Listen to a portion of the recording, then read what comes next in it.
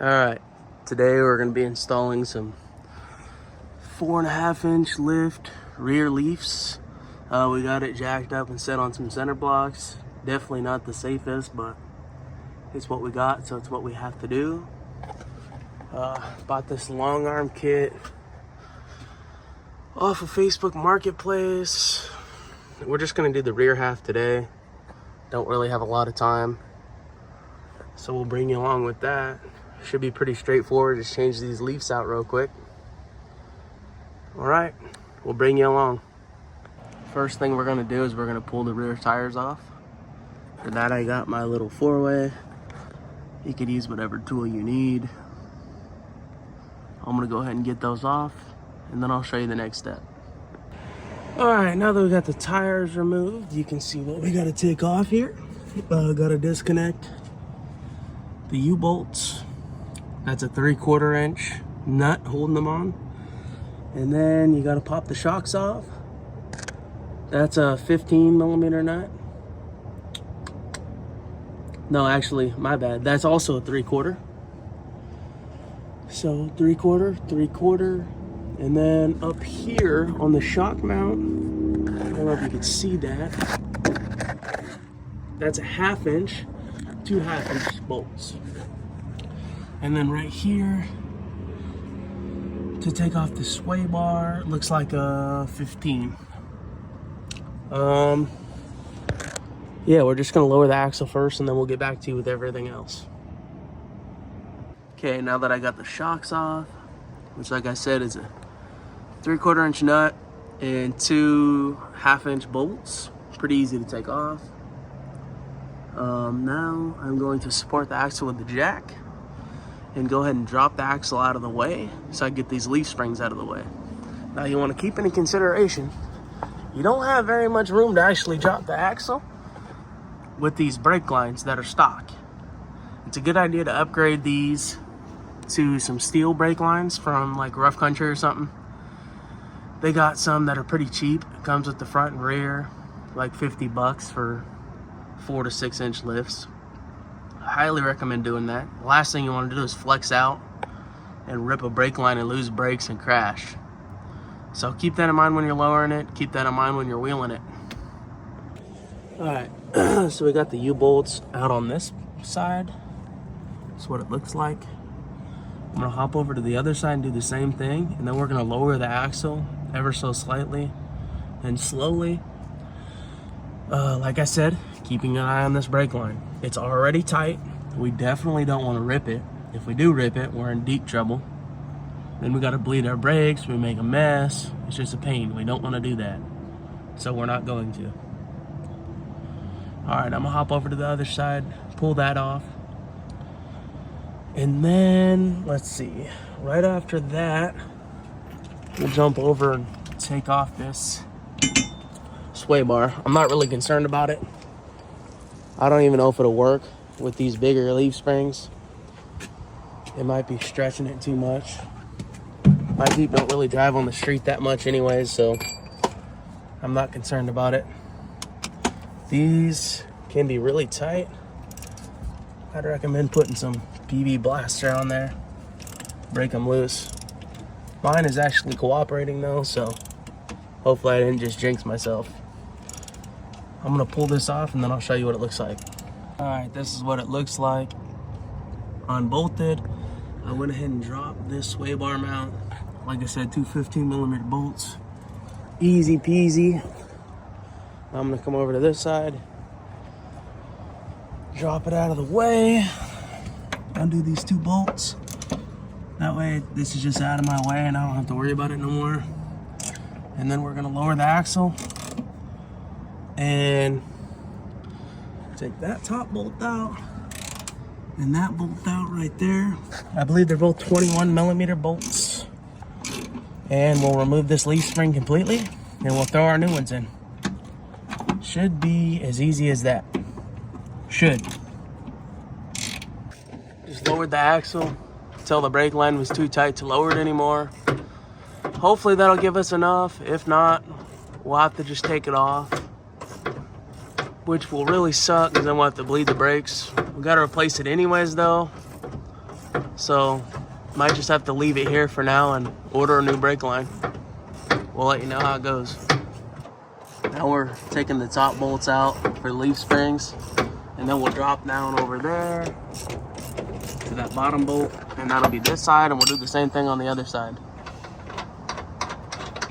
Got the first leaf spring out. Just took a little bit of finagling. Now we're gonna do the other side, and then we'll put them in. All right, here's the old spring. Here's the new spring. You can see it's definitely got more curve and it's thicker. Oh, we're gonna pull this one out. It's hard for us to record and show you what we're doing. I think so we could get a better video on it. And because this is already at such a bad angle, I'm gonna have to change it. I'm just gonna disconnect it really quick, and then we'll be able to record and show you better. All right, what we did is we loosened this 10mm right here and took it out of the axle. So now we got more play. Still want to be careful with it, but that way we don't have to bleed the brakes as of now. Well, we still will, because we're gonna replace it. But we can move it in and out of the driveway. I wouldn't drive it like that. Now we're pulling this is a 21mm in the front. And looks like you already did this guy in the rear right here. I don't know if you can see that, it's hard to see. Right there. Same problem you did over there. And our ratchet's too long, so what we had to do is just pop it off real quick. And then pop the socket off, and then just pull it out.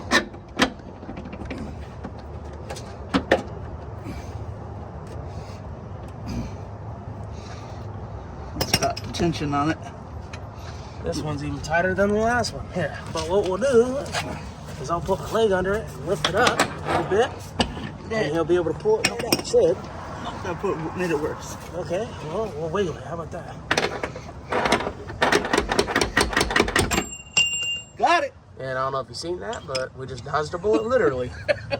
All right, now we can kind of wiggle this like that, and look at that. We're out.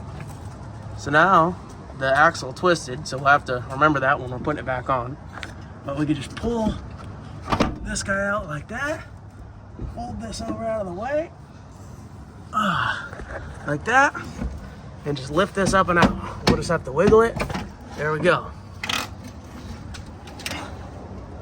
We'll be out with the old and in with the new. Hopefully the new is as easy to put in as the old was to take out. We're gonna drop this one in now.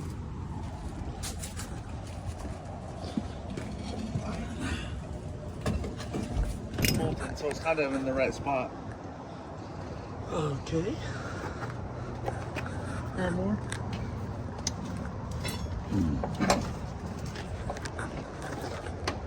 So close. Yeah.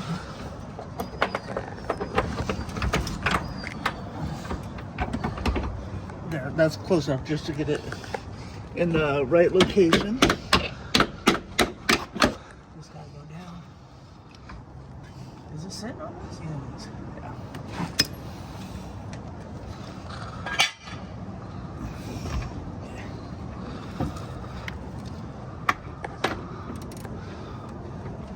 Gotta go like this somehow. There you go, push it in. Okay. He's recording. Yeah. That's good enough. All right. Let's get the battery started.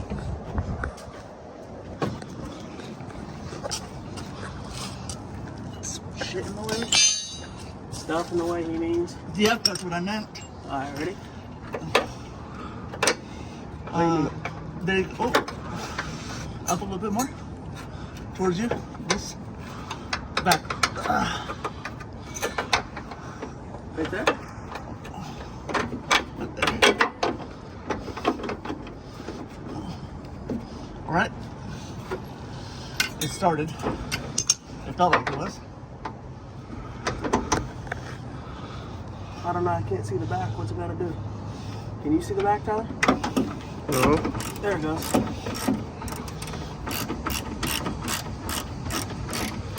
All right. Go ahead and start tightening your bolts there. Alright. So as you can see, we're out of breath. So this was not as simple as it was supposed to be. When you're tightening your U-bolts, you want to tighten them evenly.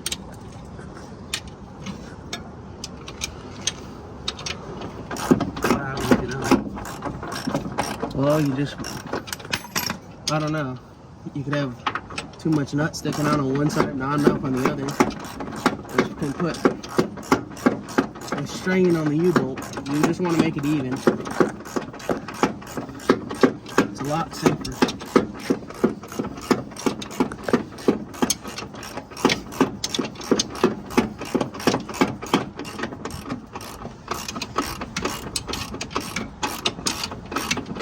I'll have my ratchet back in a second, and we'll really be cruising.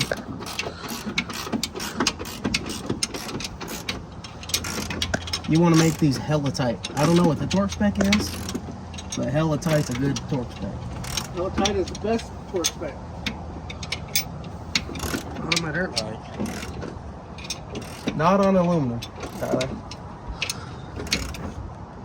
Tyler's the king of stripping stuff on his dirt bike. It says 10 pounds of torque. He's like, all right, 50.